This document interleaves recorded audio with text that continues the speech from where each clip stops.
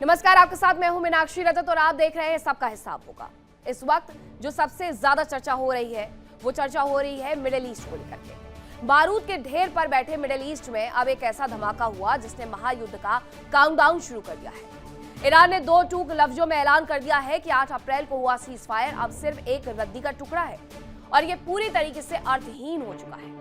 और वजह है अमेरिकी राष्ट्रपति डोनाल्ड ट्रंप का वो एक आदेश जिसने अमेरिकी सेंट्रल कमांड यानी सेंटकॉम को खुली छूट दे दी है और अमेरिकी लड़ाकू विमानों ने ईरान के ठिकानों को बमों से पाट दिया है। ट्रंप कह रहे हैं कि यह आत्मरक्षा है, लेकिन ईरान का पारा भी 7वें आसमान पर नजर आ रहा है। ईरान ने वॉशिंगटन को सीधे शब्दों में चेतावनी दी कि अब जो बर्बादी होगी, जो भयानक नतीजे होंगे, उसका जिम्मेदार सिर्फ और सिर्फ अमेरिका होगा।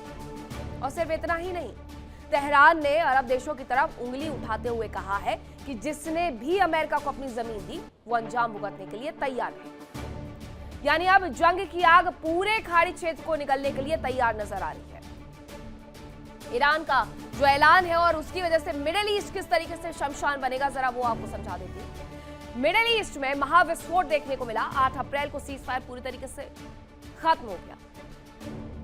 ईरान का सबसे कड़ा बयान आया कि अमेरिकी हमलों ने शांति की हर उम्मीद को तोड़ दिया है। ट्रंप भी एक्शन मोड में है और कह रहे हैं कि सेंटकॉम ईरान के ठिकानों को उड़ाएगा। अमेरिका की तरफ से दावे भी किए जा रहे हैं कि वॉशिंगटन ने की है आत्मरक्षा में ताबड़तोड़ एयर स्ट्राइक। तेहरान खुली धमकी पर उतारू हो गया है, ये तमाम उस पर जो हमले हुए उसके बाद। और खतरनाक नतीजों के लिए वॉशिंगटन तैयार रहे, ये उसकी तरफ से चेतावनी दे दी गई है। अमेरिकी बेस जिस देश में है, अब वो सभी देश ईरान के रडार पर आ चुके हैं और इसी वजह से खाड़ी क्षेत्र में एक बार फिर से स्थिति बेहद नाजुक और विस्फोटक हो गई है। ईरान ने फिर अपने हॉर्मुज के द्वार को बंद कर दिया है, जिसकी वजह से दुनिया भर में संकट बढ़ेगा ही बढ़ेगा। कल परसों ब्रेंट क्रूड ऑयल की कीमतें $97 प्रति बैरल को पार कर गई और एक बार फिर से वही उम्मीद जताई जा रही है कि ये $100 से भी पार जाएंगी, क्योंकि हॉर्मुज को बंद करने का ऐलान ईरान की तरफ से किया गया है। बात सिर्फ धमकियों तक नहीं रुकी है। ईरान ने दरअसल वो कर दिखाया है जिससे पेंटागन में भी हड़कंप मच गया है। दरअसल अमेरिका के एक्शन पर ईरान की खूंखार सेना IRGC ने एक ऐसा दुस्साहसिक और खौफनाक पलटवार किया है कि पूरी दुनिया सन्न हो गई है। जॉर्डन में जो उनका अमेरिकी सेना का सबसे सुरक्षित गढ़ मौजूद है, जिसका नाम है अल अजराक एयरबेस, वहां पर ईरान ने 1, 2 या 3 नहीं बल्कि पूरी की पूरी 12 बैलिस्टिक मिसाइलों की बरसात कर दी है। सरकारी मीडिया और तस्नीम, जो कि वहां की न्यूज एजेंसी है, वो चीख चीख कर यह दावा कर रही है कि अमेरिकी कमांड सेंटर अब मलबे के ढेर बन चुके हैं और वहां खड़े वॉशिंगटन के अत्याधुनिक लड़ाकू विमान कबाड़ में तब्दील हो गए हैं। ईरान कह रहा है कि ये आक्रामक देश के खिलाफ दंडात्मक कार्रवाई है, लेकिन उसकी इस दंडात्मक कार्रवाई की वजह से पूरी दुनिया की सांसें थमी है। जॉर्डन में अपने सैनिकों और विमानों की तबाही को देखकर डोनाल्ड ट्रंप को अगला कदम क्या उठाना चाहिए, यह भी देखना होगा। और सवाल यह भी है, जिस तरीके से मिडिल ईस्ट में यह सीज फायर टूटा है, तो क्या इसी के साथ तीसरे विश्व युद्ध की औपचारिक शुरुआत हो गई है? अभी तक सीज फायर चिल्लाने वाला देश अब फिर से एक बार जंग में उतर चुका है। अमेरिकी बेस किस तरीके से खंडर बन गए हैं जो IRGC ने हमले किए, उसके बारे में जानिए। IRGC ने अमेरिकी कमांड सेंटर को निशाना बनाया है। जॉर्डन के अल अजराक एयरबेस पर 12 बैलिस्टिक मिसाइल उनकी तरफ से दागी गई है। वहां की न्यूज एजेंसी ये दावा कर रही है कि हमले में पूरी तरीके से अमेरिकी सैन्य ठिकाने तबाह हो चुके हैं। अमेरिका के कई खतरनाक लड़ाकू विमान जो कि इन सैन्य बेसेस में थे, वो पूरी तरीके से मलबे में तब्दील हो गए हैं। ईरान की तरफ से कहा गया कि ये हमलावरों को सजा देने के लिए हमारी तरफ से बड़ा कदम उठाया गया है। हालांकि इस पलटवार की वजह से बताया यह जा रहा है कि पेंटागन में खलबली मची हुई है और ये जो सीज फायर टूटा है, इसके टूटने के बाद ईरान ने अपना सबसे हिंसक रूप दिखा दिया है अमेरिका को कि अगर अमेरिका बार बार दादागिरी पर उतर करके आएगा तो फिर ईरान को भी वही कदम उठाने होंगे जो उसकी सुरक्षा के लिए जरूरी है। लेकिन जरा रुकिए, क्योंकि इस बारूद और मिसाइलों की गड़गड़ाहट के बीच पर्दे के पीछे एक और खेल चल रहा है, और एक ऐसा खेल जो आपको हैरान कर देगा। एक तरफ जॉर्डन पर मिसाइलें गिर रही हैं, दूसरी तरफ इजरायली मीडिया ने एक ऐसा सनसनीखेज खुलासा किया है जिससे खाड़ी देशों के पैरों तले जमीन खिसक गई है। दावा यह किया है कि कतर के बाद अब संयुक्त अरब अमीरात यानी यूएई ने गुपचुप तरीके से ईरान से एक सीक्रेट डील कर ली है। एक तरफ ये युद्ध जैसे हालात, युद्ध चल रही है, सीधे तौर पर जंग चल रही है। हालात तो ये है कि ये युद्ध और ज्यादा भड़केगा, ये चिंगारी और भड़केगी। लेकिन इस सब में यूएई और कतर अपने लिए एक सीक्रेट डील कर बैठा है। और इस डील में क्या होगा? इस डील के तहत एक सीक्रेट विमान से 3 अरब डॉलर की अकूत संपत्ति तेहरान भेजी गई है, ताकि ईरान की मिसाइलों का रुख यूएई की तरफ ना मुड़ जाए। ईरान यही तो कह रहा था बार बार कि हमारे यहां पर जो तबाही अमेरिका की तरफ से मचाई गई है उसके लिए अमेरिका को पे करना होगा। अमेरिका ने इनकार कर दिया, लेकिन सऊदी अरब और यूएई ये कतई नहीं चाहते हैं कि उनके यहां पर ये तबाही आए। इसीलिए उन्होंने गुपचुप तरीके से, कतर ने और सऊदी अरब ने ईरान को भर भर के डॉलर्स भेज दिए।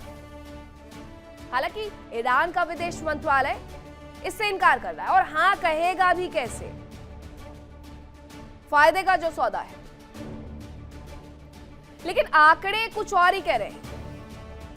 जंग की पहली लहर की बात की जाए जो कि 28 फरवरी से शुरू हुई थी, उसके अनुसार यूएई पर 2265 ड्रोन और 551 बैलिस्टिक मिसाइलें दागी गई। किसकी तरफ से? ईरान की तरफ से, और इसमें कई लोगों की जान गई। लेकिन इस बार यूएई बिल्कुल खामोश है, बिल्कुल शांत, क्योंकि ईरान का टारगेट अब सिर्फ कुवैत, बहरीन, जॉर्डन के अमेरिकी ठिकाने हुए हैं। दूसरी तरफ कतर पहले ही ईरान के 6 अरब डॉलर अनफ्रीज कर चुका है, और अब रही सही 12 अरब डॉलर की जो संपत्ति है उसके लिए पैरवी की जा रही है। यानी एक तरफ जंग लड़ी जा रही है, दूसरी तरफ करोड़ों अरबों डॉलर की डील्स की जा रही है। ये मिडिल ईस्ट का, ये इस जंग का वो सच है जो इसे और भी ज्यादा पेचीदा बना रहा है। इजरायली मीडिया की तरफ से जो सनसनीखेज दावा किया गया है उसे एक बार आपको ग्राफिक्स के माध्यम से भी जान लेना चाहिए। आसान भाषा में इजरायली मीडिया यह दावा कर रही है कि कतर के बाद यूएई ने ईरान से सीक्रेट डील कर ली है। ये 3 अरब डॉलर के गुप्त सौदे की खबर उनकी तरफ से दी गई है कि सुरक्षा हमें मिले, इसके बदले में डॉलर तुम्हें मिले।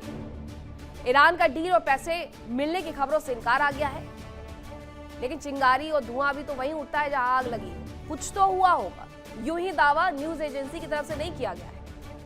जंग के दौरान यूएई पर 2000 से ज्यादा हमले हुए थे, और यूएई के रक्षा मंत्रालय ने इसे लेकर के जानकारी भी दी थी। कितने हमले हुए थे? 2265 drone, 551 ballistic missiles, 29 cruise missiles दागी गई थी सिर्फ और सिर्फ यूएई के ऊपर। सबसे बड़ा हमला अगर कहीं पर हुआ मिडिल ईस्ट में तो वो यूएई पर ही हुआ था। लेकिन जंग की दूसरी लहर में यूएई पर कोई हमला नहीं हो रहा है, पूरी तरीके से वो सुरक्षित है। कहीं से कोई एक खबर नहीं आई है कि यूएई की तरफ ईरान ने अपनी मिसाइल या फिर ड्रोन कर दिए। लेकिन ईरान के निशाने पर कुवैत आ गया है, बहरीन आ गया है और जॉर्डन भी आ गया है। जानकारी यह भी है कि कतर पहले ही ईरान से डील कर चुका है कि उसकी जो भी 6 अरब डॉलर की संपत्ति फ्रीज की गई है वो उसे अनफ्रीज कर रहा है। कतर की भूमिका ईरान को 12 अरब डॉलर और दिलाने की है, जिसके लिए वो पैरवी कर रहा है। कतर में ही तो ये महाडील चल रही है, दोहा में। तो वैसे में दोहा में, कतर में ये प्रयास भी किया जा रहा है कि 12 अरब डॉलर की जो और संपत्ति फ्रीज है ईरान की, उसे अनफ्रीज कराया जाए। 2 दिन के भीतर भीतर मिडिल ईस्ट में कितना कुछ बदल गया है, इस रिपोर्ट में देखिए, उसके बाद करेंगे चर्चा की शुरुआत। ईरान ने किया ऐलान, मिडिल ईस्ट बनेगा शमशान। मुस्तफा का खौफनाक प्लान, खाड़ी में आफत का तूफान, कुवैत, बहरीन, जॉर्डन पर धुआंधार, ईरानी हमलों का बवंडर, अमेरिकी बेस बने खंडर, महाविनाश का प्लेटफॉर्म तैयार, ट्रंप है जिम्मेदार, और हुआ प्रचंड, यूएस के साथ ही भुगत रहे दंड।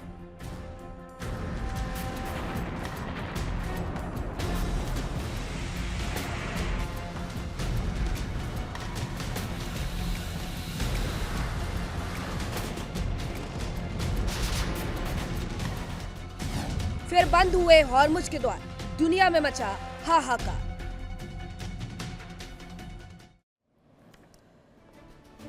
और चर्चा की शुरुआत करें, समझे कि आखिरकार मिडिल ईस्ट में ये हालात फिर से बद से बदतर कैसे हुए हैं। उसके पहले एक सवाल है। सवाल यह है कि अमेरिकी बेस पर ईरान के ताबड़तोड़ हमले के बाद मिडिल ईस्ट फिर से क्या एक बार महाविनाश के मुहाने पर खड़ा हो चुका है। इसी पर करेंगे चर्चा की शुरुआत। कौन कौन से मेहमान मेरे साथ जुड़े हैं आपका परिचय करवाती हूँ। मेरे साथ जुड़ रहे हैं मेजर जनरल अनुज माथुर, रक्षा विशेषज्ञ, ब्रिगेडियर राजन जामवाल, रक्षा विशेषज्ञ, मेजर मोहम्मद अली शाह, रक्षा विशेषज्ञ। थोड़ी देर बाद हमारे साथ मौजूद होंगे रोहित शर्मा, विदेश मामलों के जानकार, और असलम रिजवी, ईरान मामलों के जानकार है। ब्रिगेडियर सर, सबसे पहले मैं आप ही से पूछना चाहूंगी, ब्रिगेडियर जामवाल, कि ये अचानक से रुख क्यों मुड़ गया है। ये कहा गया डोनाल्ड ट्रंप की तरफ से कि हमारे यहाँ पर जो अपाचे को गिरा दिया गया, हमारे अपाचे को जो गिरा दिया गया है, उसके बाद अब ईरान को अंजाम भुगतना होगा। ये सिर्फ अपाचे को गिराने की वजह से हुआ है या एक सोची समझी रणनीति है कि बातचीत तो वैसे ही नहीं बन पा रही है तो हमला ही कर दिया जाए?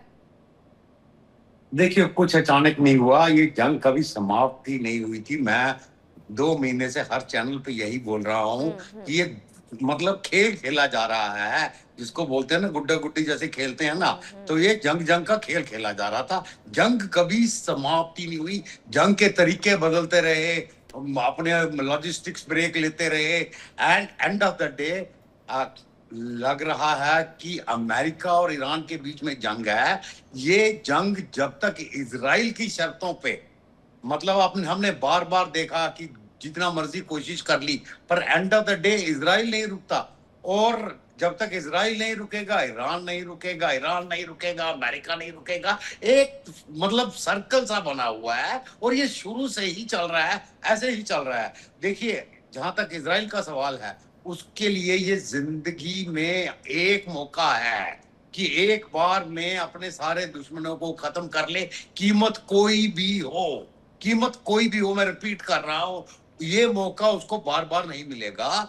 अभी वो खींच के अमेरिका को ले आया है, कैसे है, अमेरिका के लिए भी वो जंजाल बन गया है, पर एंड ऑफ द डे इसको खत्म करना ही है और उसको खत्म किए बिना और कोई तरीका नहीं है। अभी जो आज बोल रहे हैं कि आज रात को ये होगा, खैर वो ट्रम्प पहले भी 50 बार बोल चुके हैं, उसका ज्यादा मतलब नहीं है, पर एंड ऑफ द डे कुछ ना कुछ भयानक जरूर होना है, बिकॉज ईरान के लिए भी ये सर्वाइवल का है। ईरान एज ए सिविलाइजेशन के लिए नहीं, पर ईरान को जो रूल कर रहे हैं IRGC, बेसिकली उनके लिए सर्वाइवल का है। बिकॉज अगर वो पीछे हटते हैं तो मरेंगे, नहीं लड़ते तो मरेंगे, लोग सड़कों पर घसीट के मारेंगे। उनको एक अथॉरिटेटिव रजीम के पास कभी ऑप्शन नहीं होती सिवाय लड़ने के, उनके पास दूसरी ऑप्शन नहीं होती है। और अगर वो लड़ना बंद करेंगे, आप यकीन माने उनको लोग घसीट के सड़कों में मारेंगे, जैसे पहले भी हुआ है।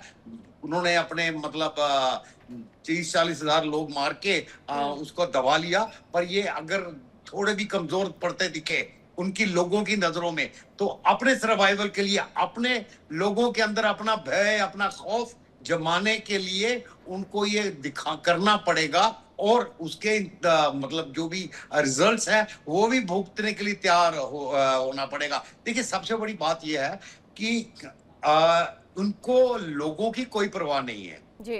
कोई खाना किसी के पेट में हो ना हो, मर रहे हैं, जी रहे हैं, मेडिकल फैसिलिटी है नहीं है, उनसे कोई मतलब नहीं है उनको।